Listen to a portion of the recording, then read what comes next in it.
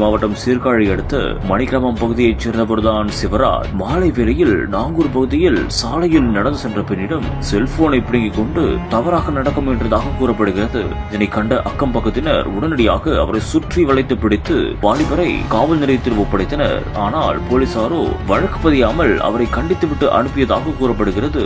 இதையடுத்து அண்ணா நகர் பகுதிக்கு சென்ற அவர் அங்குள்ளவர்களிடம் எங்கே கிடைக்கும் என கேட்டு தகராறில் ஈடுபட்டதுடன் அடுத்தடுத்து அமைந்துள்ள வீடுகளை அடித்து உடைத்து நாசம் செய்துள்ளார். காவல்துறைக்கு தகவல் தெரிவிக்கவே சம்பவ இடத்திற்கு உடனடியாக விரைந்து 2 பேர் வந்துள்ளனர். போது சிவராஜ் காவலர்களையும் கடுமையாக தாக்கியுள்ளார். இதனால் காவலர் விஜயகுமார் என்பவர் படுகாயமடைந்து மருத்துவமனையில் சிகிச்சையும் பெற்று வருவதாக கூறப்படுகிறது. போது காவலர்கள் அவரை பிடித்து தீவிரமாக விசாரணை செய்து வருகின்றனர். பாதிக்கப்பட்ட தரப்பினர் தங்களுடைய தரப்பை குற்றச்சாட்டாக முன்வைத்திருக்கின்றனர்.